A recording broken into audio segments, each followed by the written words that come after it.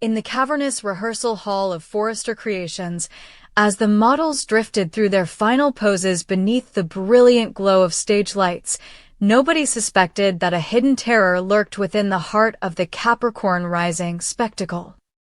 A saboteur, masked and unfathomably cruel, had slipped past security to conceal a mini-explosive device within the elaborate pyrotechnic rig, turning what was meant to be a triumphant homage to Ridge Forrester's creative vision into a trap aimed squarely at his undoing.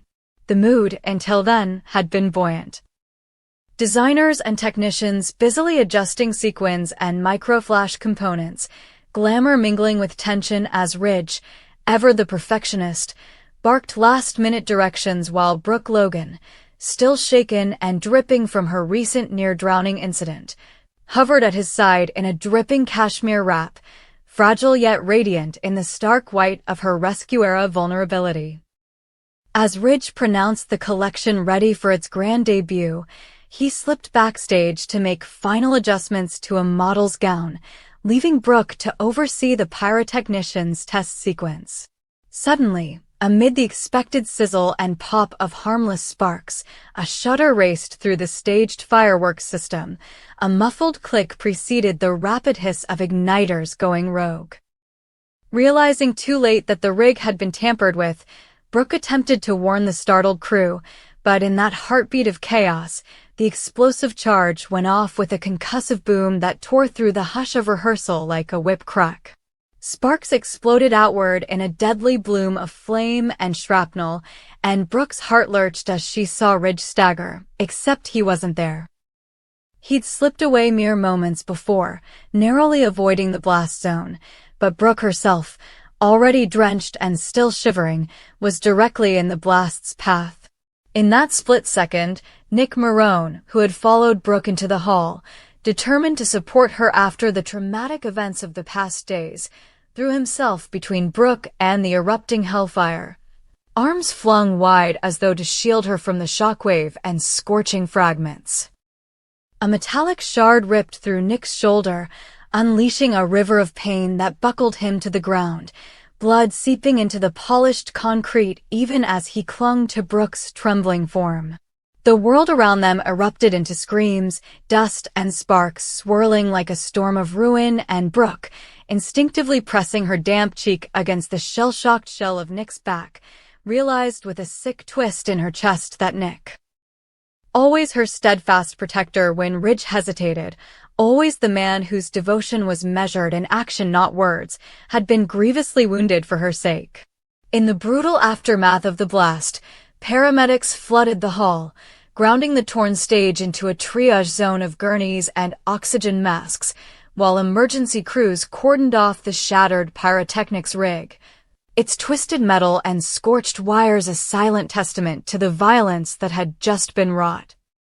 Brooke, dressed now in blood-smudged designer silk, was lifted gently into an ambulance alongside Nick, whose eyes opened long enough to catch hers in a haze of morphine and shock, his gaze a mixture of love, agony, and an unspoken question. Had the sacrifice redeemed him, and would it ever outweigh the peril he had brought upon them both? Others watched from the periphery.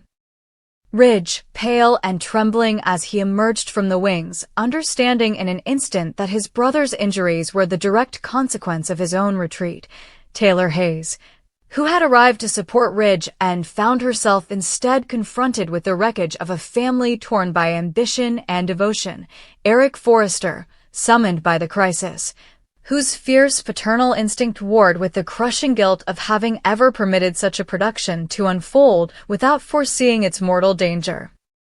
As the forensic team discovered traces of expertly planted C4 and cross-checked security footage to reveal a silhouette slipping away in the confusion, whispers rippled through the corridors of power, who among the Forrester circle, or beyond it, had mastered explosives as readily as haute couture? Was this an act of corporate sabotage by a vengeful rival determined to topple Ridge's rising star, or a deeply personal vendetta by someone whose motives ran far deeper than Fashion Week politics?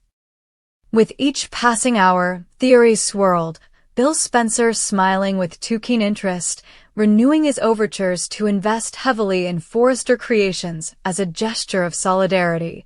Sheila Carter Sharp, lurking in the shadows of West Hollywood, rumored to have hired a mercenary with ties to the criminal underworld, Thomas Forrester, too eager to inherit a throne vacated by Ridge's momentary retreat. And even Donna Logan, whose clandestine loyalties had lately shown her to be far more entangled in Forrester bloodlines than anyone suspected. As Brooke sat beside Nick in his hospital ICU, holding a damp cloth to the wound that the surgical team had just wired shut, she felt the full weight of her responsibility and her indecision crush her from within. Ridge, having arrived too late to prevent the explosion, but soon at Nick's bedside to hold Brooke's hand in silent apology, confronted her with the raw truth. Nick had been willing to die for her, while Ridge had stepped back to protect his own heart.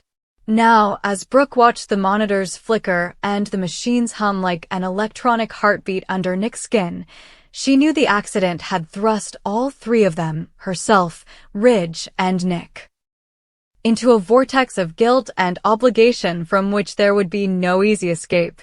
Over the next tense days, the investigation unfolded as a televised drama in itself, detectives combing through the wreckage, interviewing shaken models and technicians, and unraveling the meticulous planning that had turned the Capricorn Rising preview into an attempted murder scene.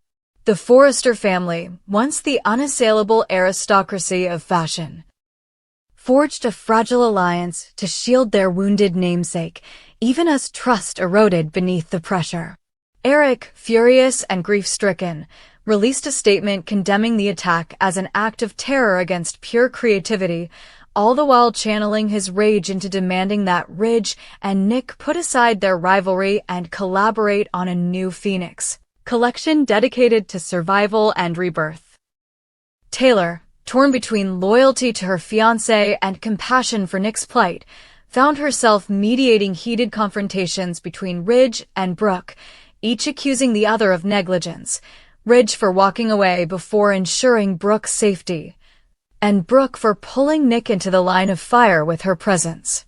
Meanwhile, Brooke's own conscience became a battlefield, guilt coiled around her like a serpent as she saw Nick's pallid face, his eyes closed, tubes taped to his veins, and realized that the man she had sometimes dismissed as too impulsive, too dangerous, had in fact made the gravest sacrifice of all. Every memory of Ridge's tender support after her earlier accident, every recollection of the warm solidity of his arms around her, began to fight for dominance in her mind against Nick's heroism, leaving her trapped in a maze of emotion with no clear exit.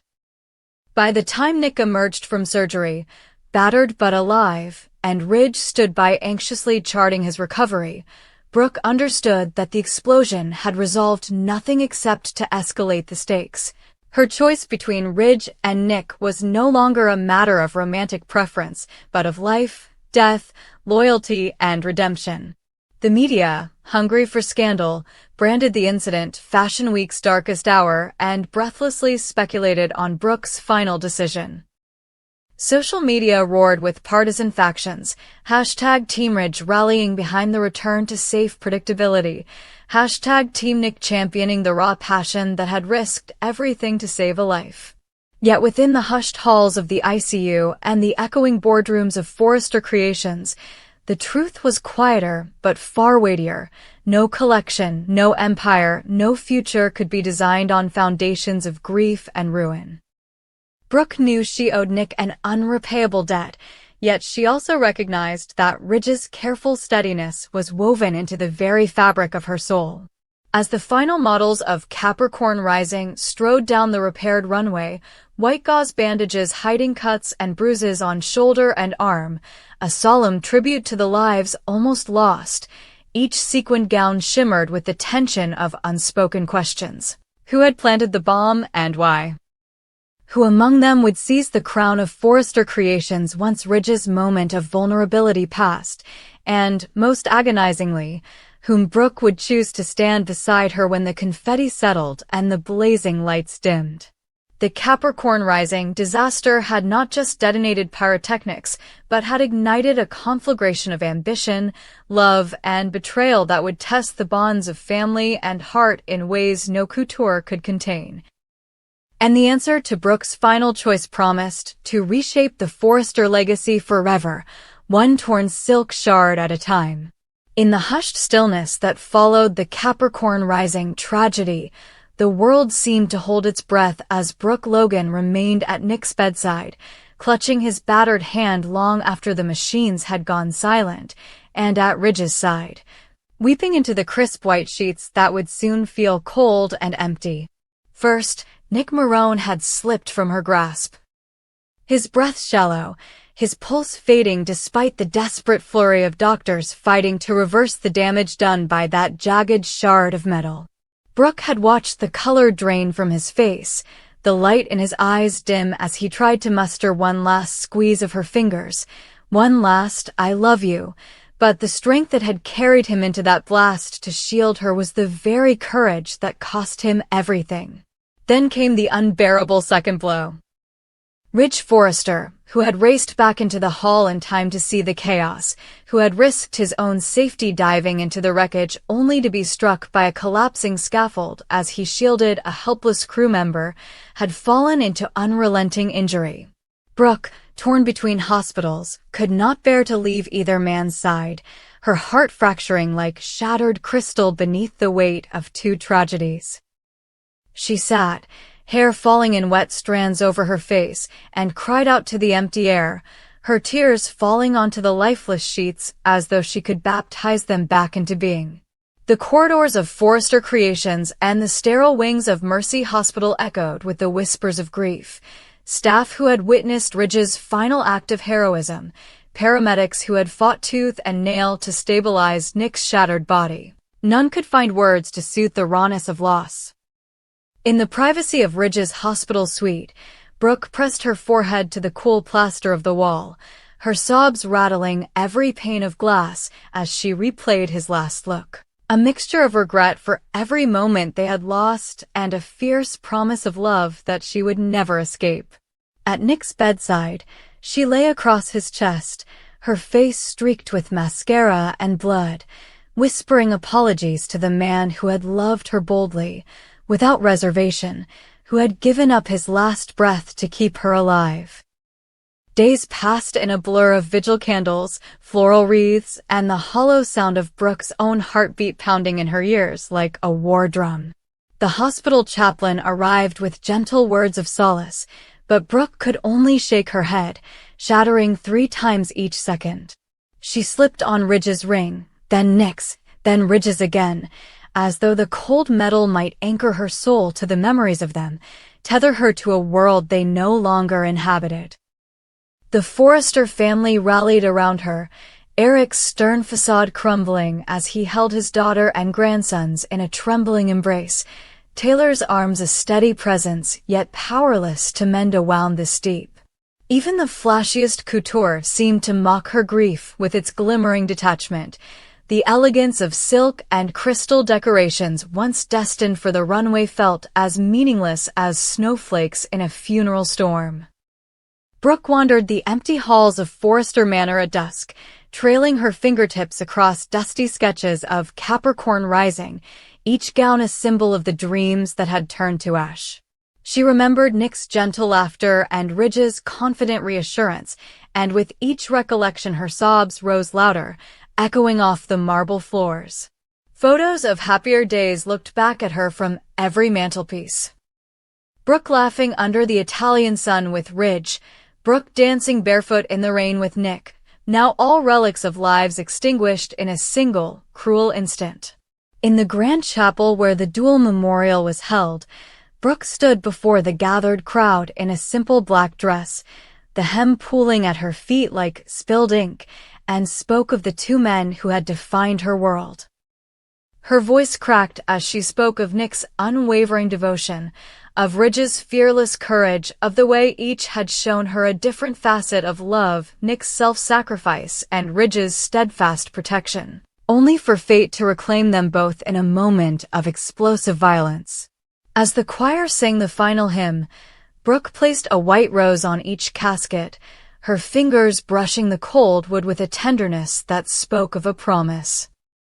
She would carry their legacies in her heart, would live a life shaped by their love and valor, would never forget the heroes who had given everything for her.